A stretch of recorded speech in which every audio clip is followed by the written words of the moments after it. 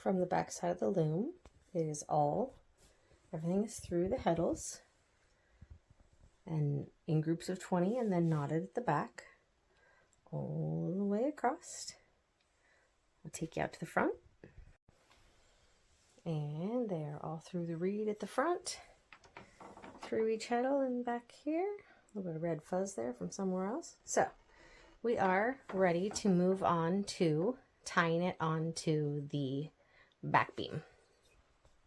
Now, instead of me being inside the loom, the camera is inside the loom. I'm sitting at the back of the loom. I have replaced my roller, which this is where the warp will come over, and then it winds around the back beam down here. And this is what I'm going to attach it to.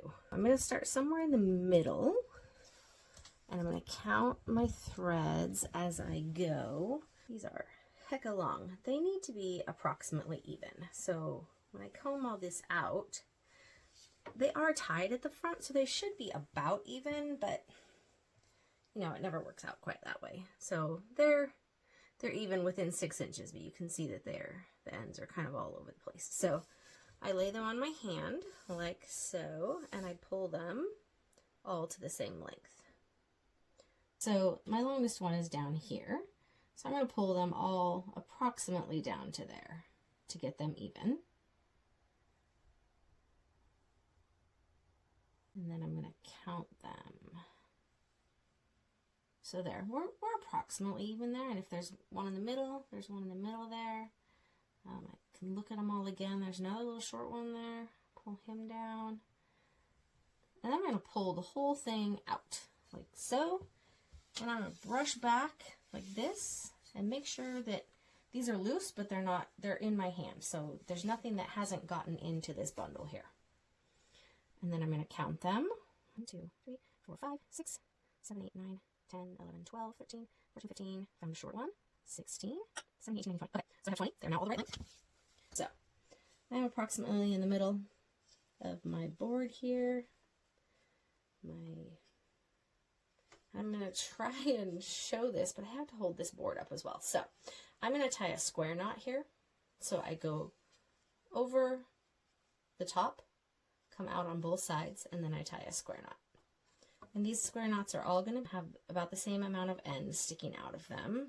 Just a second to tie this, and then I'll show you. It's hard to keep it all on camera. I apologize for that. So here we go. We make sure that this is all nice and tight. Every thread is tightened the same amount.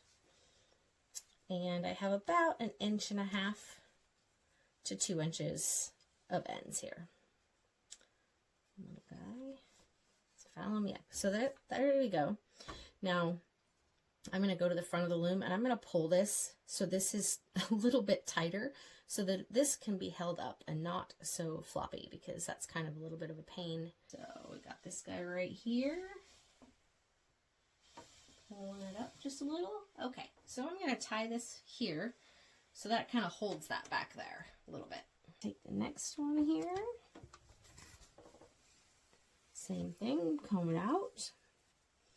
Get my ends all approximately where they should be.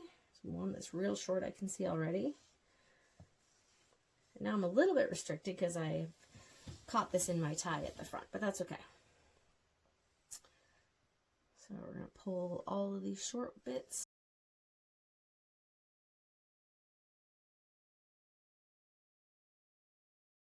Down, down.